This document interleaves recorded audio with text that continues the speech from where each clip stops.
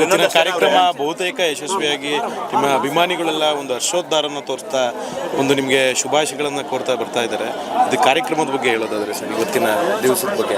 ಇವತ್ತು ಮೊದಲ ವರ್ಷ ಅಲ್ಲ ನಾವು ಕಾರ್ಯಕ್ರಮ ಆಚರಣೆ ಮಾಡ್ಕೊಳ್ತಾ ಇರೋದು. 16 ವರ್ಷಗಳಿಂದ ನನ್ನೆಲ್ಲ ಸನ್ಮಿತ್ರರು ತಾವು ಒಗ್ಗೂಡಿ ಈ ಹುಟ್ಟುಹಬ್ಬ ಅನ್ನುವಂಥದ್ದನ್ನು ಒಂದು ಸಾಂಕೇತಿಕವಾಗಿ ಇಟ್ಕೊಂಡು ಇದರ ಮುಖೇನ ಹಲವಾರು ಸಮಾಜಮುಖಿಯಾದಂಥ ಕೆಲಸಗಳನ್ನು ಮಾಡ್ಕೊಳ್ತಾ ಬರ್ತಾ ಇದ್ದಾರೆ. ಅದರಲ್ಲಿ ತಾವೇ ನೋಡಿದಂತೆ ನಮ್ಮ ಮೆಡಿಕಲ್ ಕ್ಯಾಂಪ್ ಇರ್ಬೋದು, ಗಿಡ ನೆಡೋ ಕಾರ್ಯಕ್ರಮ ಇರ್ಬೋದು, ಏನು ಬೀದಿ ಬದಿ ವ್ಯಾಪಾರಿಗಳಿಗೆ ಕೊಡೆಗಳನ್ನು ನೀಡುವಂಥ ಕಾರ್ಯಕ್ರಮ, ಇದು ಎಲ್ಲವನ್ನು ಕೂಡ ನನ್ನೆಲ್ಲ ಸ್ನೇಹಿತರು ಮಾಡಿದ್ದಾರೆ. ಈ ವರ್ಷ ಪ್ರತಿ ವರ್ಷಕ್ಕಿಂತ ಹೆಚ್ಚು ಉತ್ಸಾಹದಿಂದ ನಮ್ಮೆಲ್ಲ ಮಿತ್ರರು, ನಮ್ಮ ಬಂಧುಗಳು ಬಂದು ಆಶೀರ್ವಾದ ಮಾಡಿದ್ದಾರೆ.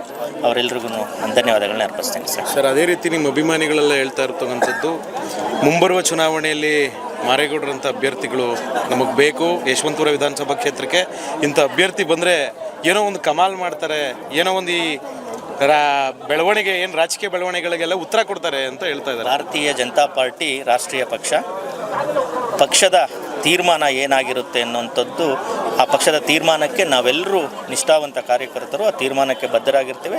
ಇದರ ಮಧ್ಯೆ ನಾನು 28ಕ್ಕೆ ಚುನಾವಣೆಯನ್ನು ಎದುರಿಸಲಿಕ್ಕೆ ಸಿದ್ಧ ಆಗಿದ್ದೀನಿ. ಪಕ್ಷ ನನಗೆ ಆಶೀರ್ವಾದ ಮಾಡಿದರೆ ಮತ್ತು ನಮ್ಮೆಲ್ಲ ಹಿರಿಯರು, ನನ್ನೆಲ್ಲ ಕಾರ್ಯಕರ್ತ ಬಂಧುಗಳು ನನ್ನ ಆಶೀರ್ವಾದ ಮಾಡಿದ್ರೆ 28ಕ್ಕೆ ಚುನಾವಣೆಗೆ ಸ್ಪರ್ಧೆ ಮಾಡಲಿಕ್ಕೆ ನಾನು ತಯಾರಿದ್ದೀನಿ. ಪಕ್ಷದ ತೀರ್ಮಾನ ಅಂತಿಮ ಆಗಿರುತ್ತೆ ಸರ್.